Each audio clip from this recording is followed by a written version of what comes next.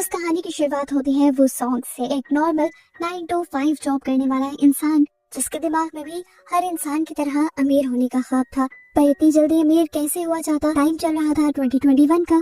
Property के rates तेजी से बढ़ते जा रहे थे। इस टाइम उसके जहन में एक प्लान आता है कि क्यों ना वो अपना घर बेचकर और कुछ लोन लेकर एक हाई फाई बिल्डिंग में एक अपार्टमेंट ले ले, जिसके बाकी पैसे वो अपनी जॉब के जरिए उतारता रहेगा और जब तक उस अपार्टमेंट की पेमेंट क्लियर नहीं होगी वो खुद भी वहाँ रह लेगा और उसके बाद वो उस अपार्टमेंट को महंगे दामों किराए पर दे देगा।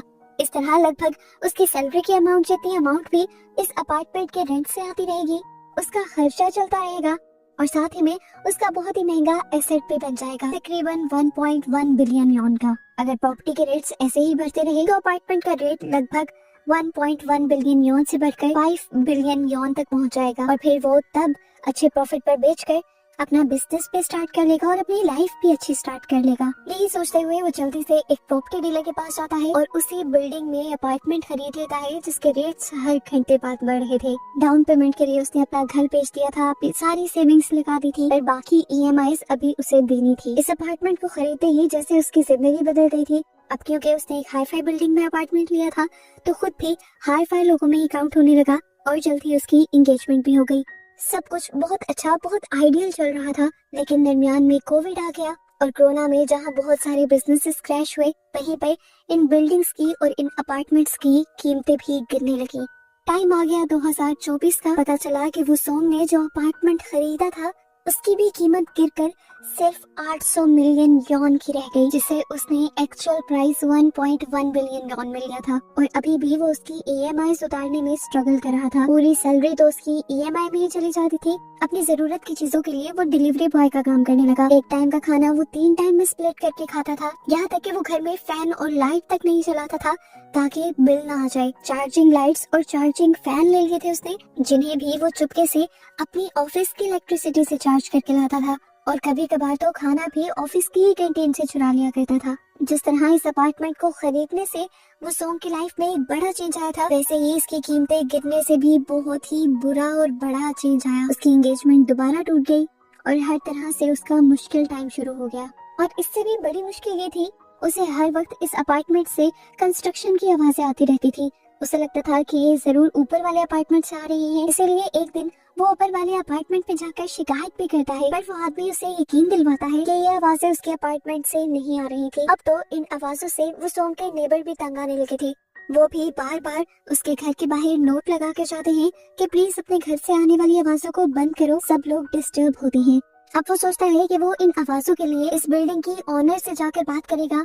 वो बिल्डिंग के ओनर को बताता है कि उसके अपार्टमेंट से कंस्ट्रक्शन की आवाजें आती हैं, इतनी ज्यादा कि वो खुद भी सो नहीं पाता और उल्टा पूरी बिल्डिंग वाले भी उसके लिए कंप्लेन करते हैं। वो खुद भी कई मरतबा मेंटेनेंस सेक्टर में कंप्लेन कर चुका है, पर कोई भी उसकी कंप्लेन पर एक्शन नहीं लेता। इन्हों उसे कहती है, मैं जानती हूँ कि वो आवाजें तुम्हारे अपार्टमेंट में से नहीं आती, ये बिल्डिंग में होने वाले एक कंस्ट्रक्शन इशू की वजह से है। मुझे 2 महीने का टाइम दो, मैं इसे ठीक कर लूंगी। वो सोंग उससे कहता भी है कि मैं आपको 2 महीने का कैसे टाइम दे दूं, मैंने इतना महंगा अपार्टमेंट खरीदा है, तकलीफ सहने के लिए तो नहीं, एक रात भी मैं यहाँ पर नहीं सोया। पर तभी इन्हों उसके सामने पैसों से भरा हुआ एनवेलप रख देती है और कहती है बस सिर्फ 2 महीने। और पैसे देखते ही वो सोंग भी खामोश हो जाता है। पैसों की तो वैसे ही बहुत तंगी चल रही थी। जाकर सबसे पहले वो इन पैसों से बहुत सारा खाना लेता है और पेट भरकर खाना खाता है। वो सोंग अगले दिन काफी फ्रेश माइंड से ऑफिस गया था, जहाँ पे उसका फ्रेंड उसे कहता है कि तुमने काफी बेवकूफी की है अपना सारा पैसा एक ही बिल्डिंग में लगाकर। अगर तुम मशवरा करते या मेरी बात मानते, अपना पैसा क्रिप्टो में इन्वेस्ट करते तो अब तक तुम्हें 700 से 800% तक का रिटर्न मिल जाता। वो सोंग के दोस्त को क्रिप्टो का बहुत ज्यादा एक्सपीरियंस था। वो सोंग से कहता है कि आने वाले कुछ दिनों में अगर तुम क्रिप्टो में इन्वेस्ट करो तो लगभग 6 या 7 दिन बाद ही तुम्हें बहुत बड़ा रिटर्न मिल जाएगा। पर वो सोंग से कहता है यार मेरे पास तो पैसे ही नहीं है। उसका दोस्त से कहता है ऐसा मौका बार बार नहीं आएगा, तुम्हें बस 85 मिलियन यॉन के हिस्से इकट्ठे करने हैं और मैं कह रहा हूँ ना, एक मर्तबा तुमने ये काम कर लिया तो तुम्हारा सारा कर्जा एक ही झटके में खत्म हो जाएगा और तुम्हारी लाइफ आसान हो जाएगी। एकदम से जादुई तौर पर उसकी टेंशन्स दूर हो रही थी। वो भी फैसला कर लेता है कि वो पैसों का अरेंज करेगा, चाहे उसे अपना अपार्टमेंट गिरवी रखना पड़े। वो इन्वेस्ट कर देता है और उसके दोस्त के कहने के मुताबिक उसे चंद मिनट बाद से ही प्रॉफिट होना शुरू हो जाता है। वो सोंग की जिंदगी में दोबारा से खुशियां लौट आती हैं 4-5 दिन तो वो ऑफिस में नहीं जाता, क्योंकि हर टाइम वो बैठा हुआ अपने मोबाइल और लैपटॉप पर बस अपना प्रॉफिट जो देख रहा था। वो सॉन्ग के दोस्त ने उससे कहा था कि बस तुम्हें 6 दिन का वेट करना होगा। 6 दिन के इंतजार में वो बहुत ज्यादा एक्साइटेड हो चुका था, बहुत ज्यादा खुश रहने लगा था, और उसकी इन हरकतों को देखकर बाहर वाले लोगों को लगने लगा कि वो सॉन्ग जानबूझकर नेबर्स को तंग कर रहा है शोर करके, और ऐसा करके उसे खुशी मिल रही है।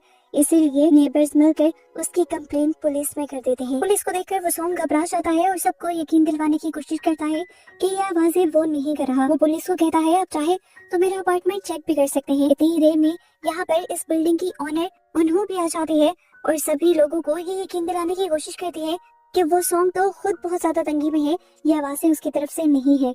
पर सोसाइटी के लोग उसकी भी बात नहीं सुनते और पुलिस को फोर्स करते हैं कि वो सॉन्ग का घर चेक किया जाए। उसे यकीन था कि ये आवाजें उसके घर से नहीं आ रही होंगी, पर घर को चेक करने पर पता चला कि वो सॉन्ग के घर में एक ऐसा सीक्रेट रूम था जिसका वो सॉन्ग को खुद भी नहीं पता था, और उसके अंदर एक फोन को एक बहुत ही लाउड स्पीकर के साथ कनेक्ट किया गया था, जिससे पूरी बिल्डिंग में शोर हो रहा था। वो 4 साल से बिल्डिंग में रह रहा था, ये शोर खुद भी बर्दाश्त कर रहा था, उसे क्यों नहीं पता चला। वो गुस्से से पागल हो गया और पुलिस वाले उसे अरेस्ट करके ले गए। 2 दिन बाद उसे अपने क्रिप्टो से पैसे भी निकालने थे और वो दिन भी आ चुका था। वो पुलिस वालों से रिक्वेस्ट करता है मैं आपकी सारी बातें मानूंगा, सजा भी ज्यादा सह लूंगा, बस 1 मिनट में मुझे घर जाने दे, मुझे बहुत जरूरी काम है, मैं वापस आ जाऊंगा।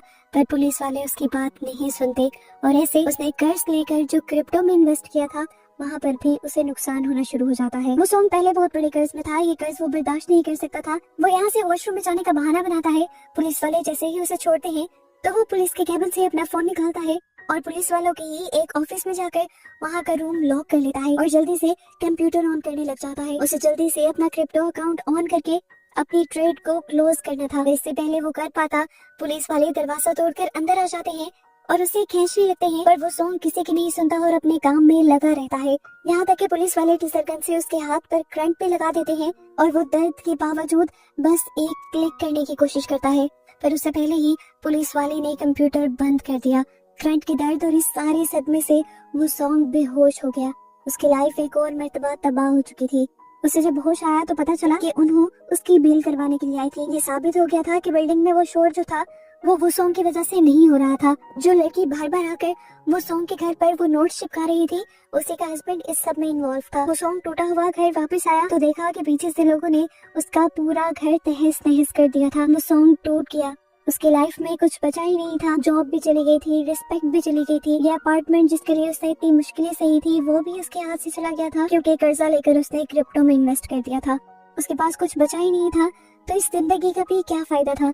वो सुसाइड नोट लिखने लगा, लेकिन तभी उसे अपनी माँ का ख्याल आ गया। वो अपनी माँ के लिए जिंदा रहने का डिसाइड करता है और जिंदगी की इन मुश्किलों से भी लड़ने का फैसला कर लेता है। वो अपना फोन ऑन करने की कोशिश करता है, पर पुलिस वाली लड़ाई में उसका फोन टूट चुका था और तभी उसे अपने अपार्टमेंट में एक और फोन दिखाई देता है। ये वही फोन था जिसके जरिए बिल्डिंग में शोर किया जा रहा था। वो उसे खोलना चाहता था, पर पासवर्ड उसे मालूम नहीं था।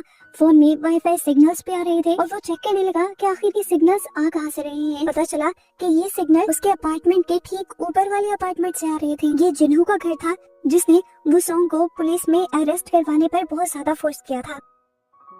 वो जिन्हू का दरवाजा नॉक करता है और वाईफाई का पासवर्ड पूछता है, पर जिन्हू इनकार कर देता है कि मेरे घर तो वाईफाई है ही नहीं। हकीकत तो वो सॉन्ग जानता था। वो सॉन्ग समझ गया कि जरूर कुछ तो गड़बड़ है और जरूर जिन्हू ही उसे किसी चीज के लिए फंसाना चाह रहा है। उसे सच्चाई का पता तो चलाना था कि जिन्हू आखिर चाहता क्या है। इसलिए एक दिन जिन्हू के घर से जाते ही चुपके से जिन्हू के घर के अंदर घुस आता है और उसके घर में वाईफाई भी देख लेता है। ये तो कुछ भी नहीं था।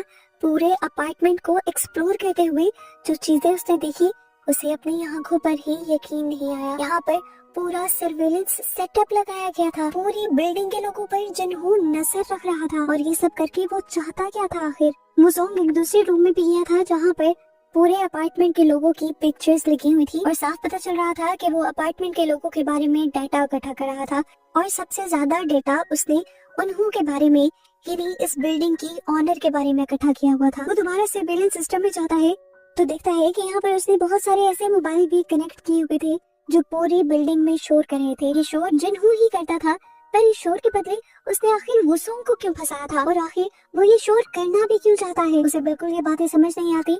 खैर वो जाने से पहले पूरे घर की पिक्चर्स ले लेकर सबूत इकट्ठे कर लेता है। इससे पहले कि अब वो बाहर निकल जाता, जिन्हों दरवाजा खोलकर अपने अपार्टमेंट में वापस आ जाता है। अपने आप को बचाने के लिए वो सॉन्ग के पास कोई और रास्ता तो बचा नहीं था। वो वहीं एक कैबिन के अंदर छुप गया। उसने रात होने तक का इंतजार किया, जब तक जिन्हों सो नहीं गया और अपार्टमेंट से आवाजें आना बंद नहीं हो गई। वो सॉन्ग को बहुत ज्यादा गुस्सा आ रहा था। वो जिन्हों को मारना चाहता था, पर इससे पहले कि वो मार देता, जिन्हों के घर पर कोई आ जाता है। बेल रिंग होती है तो वो सॉन्ग अपने आप को बचाने के लिए दोबारा उसके बेड के नीचे छुप जाता है और पता चलता है कि यहाँ पर वही औरत आई थी जो वो सॉन्ग के घर के बाहर नोट्स चिपकाया करती थी, और वो भी जिन्हों के साथ मिली हुई थी पैसों के लिए। वो औरत वो सॉन्ग के वापस आने के बाद काफी ज्यादा डर चुकी थी और जिन्हों को बचाने के लिए उसने अपने हस्बैंड को भी जेल भेज दिया था, और अब वो ऐसे किसी भी पंगे में नहीं पड़ना चाहती थी। वो जिन्हों से कहती है मैं तुम्हारे लिए और काम नहीं करूंगी, पर जिन्हों यहाँ पर उसे बहुत सारे पैसे देता है और कहता है ज्यादा दिन नहीं, बस कुछ दिन और।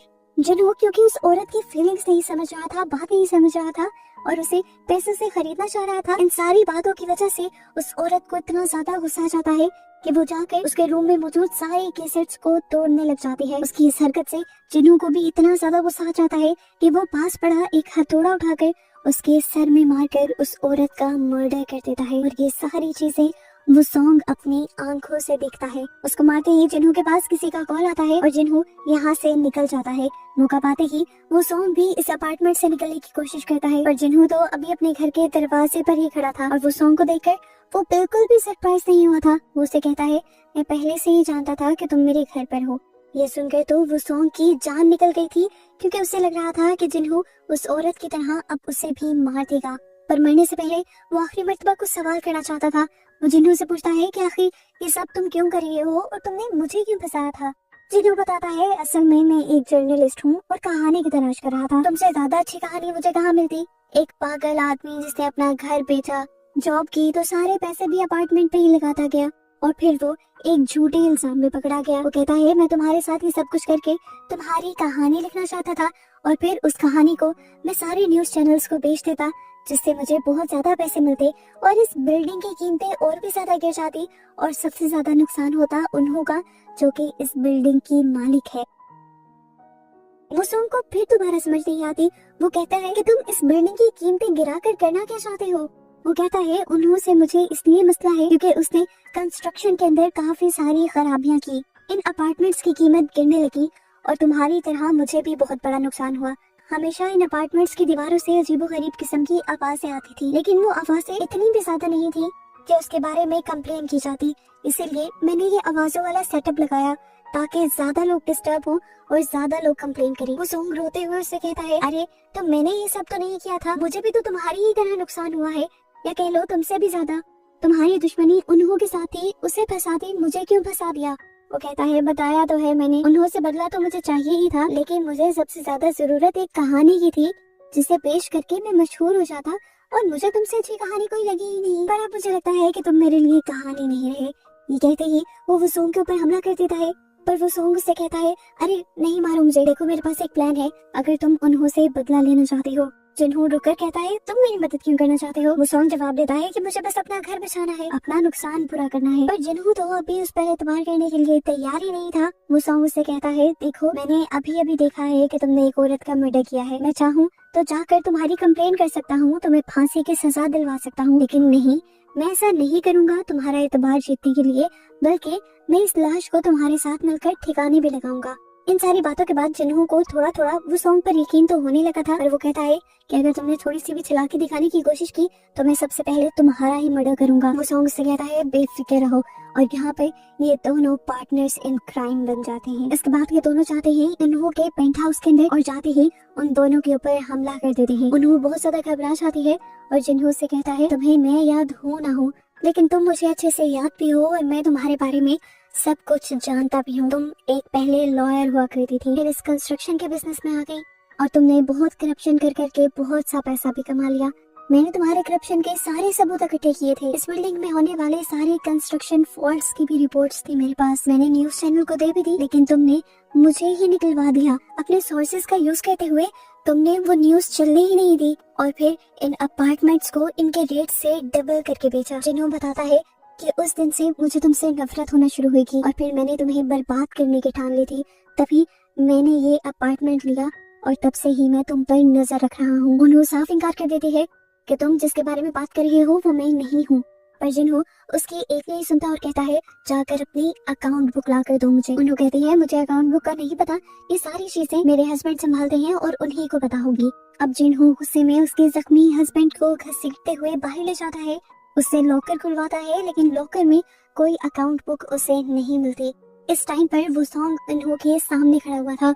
इन्हों उससे कहती है मैं जानती हूँ कि तुम वो सॉन्ग हो, मुझे माफ कर दो, मैंने तुम्हें धोखा दिया, पर अगर तुम मेरी आज मदद करोगे तो मैं तुम्हें बहुत सारे पैसे भी दूंगी और ये अपार्टमेंट भी पूरा तुम्हारे नाम कर दूंगी, तुम्हारा सारा कर्जा खत्म कर दूंगी। ये सुनकर वो सॉन्ग उससे कहता है मैं कुछ नहीं कर सकता, जिन्होंने नीचे एक औरत को मार दिया है और वो मुझे भी मारना चाहता है, तुम्हें तो वो मार ही देगा। इन्हों उससे कहती है तुम फिक्र मत करो, मेरे हाथ खोलो और अंदर जाओ ऑफिस में, वहाँ पर मेरी पिस्टल है, तुम उसका इस्तेमाल कर लो अपने बचाव के लिए और जिन्हों को मारने के लिए। इन्हों की बात मानते हुए वो सॉन्ग जल्दी से जाकर ऑफिस से गन निकाल लेता है और गन तान देता है जिन्हों के ऊपर। जिन्हों उसे देख लेता है और इसके दिए धोखे पर उसे इतना ज्यादा गुस्सा आता है कि वो उसे ही पकड़कर मारने लगता है।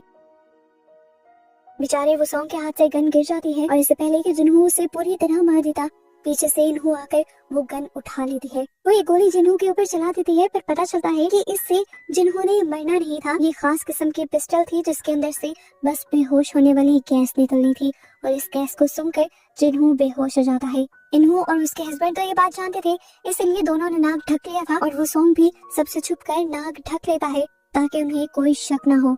अब इन्हों अपने हस्बैंड से कहती है कि तुम जिन्हों को मार दो। वो आहत में खुद भी बेचारा जख्मी था, लेकिन फिर भी वो पूरी ताकत का इस्तेमाल करता है जिन्हों को मारने के लिए और आखिर उसे मारकर खुद भी मर जाता है।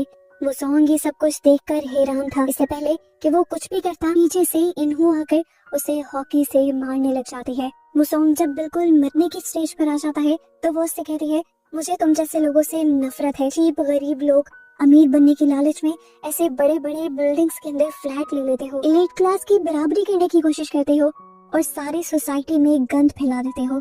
नफरत है मुझे तुम जैसे लोगों से। देखो अकाउंट बुक ढूंढ रहे थे ना, ये शेल्फ पे रखी हुई थी और तुम्हें नहीं मिली। वो अपने किए गए सारे गुनाह एक एक करके वो सॉन्ग के सामने बताती रही कॉन्फिडेंटली, क्योंकि उसे पता था कि वो सॉन्ग जिंदा तो बचने वाला है नहीं और कौन जाके बताएगा ये सारी बातें पुलिस और मीडिया को। ये सारी बातें बताने के बाद वो दोबारा से अपनी हॉकी उठा लेती है वो सॉन्ग के सर पर मारने के लिए, लेकिन तभी पीछे से जिन्हों उठ कर उसका गला पकड़ लेता है और यहाँ रिवील होता है कि वो अभी मरा नहीं था, बस मरने की एक्टिंग कर रहा था ताकि इन्हों सारी चीजें खुद बोल दी। गला दबाकर अब वो इन्हों को पूरी तरह से मार देता है। इस टाइम पर जिन्हों की अपनी हालत बहुत ज्यादा खराब थी, वो सॉन्ग से कहता है ये अकाउंट बुक उठाओ और जाकर किसी भी मीडिया हाउस में दे देना ताकि इस बिल्डिंग के बारे में एक एक सबूत सबके सामने आ जाए। वो सॉन्ग पे उठकर उस बुक को उठाता है और इसी बुक के अंदर उसे वो पेज भी मिल जाता है जिसमें सबूत था कि उसने अपना अपार्टमेंट गिरवी रखा हुआ है। ये देखते हुए वो किचन की तरफ बढ़ने लग जाता है और जिन्हों कंफ्यूज होकर उससे पूछता है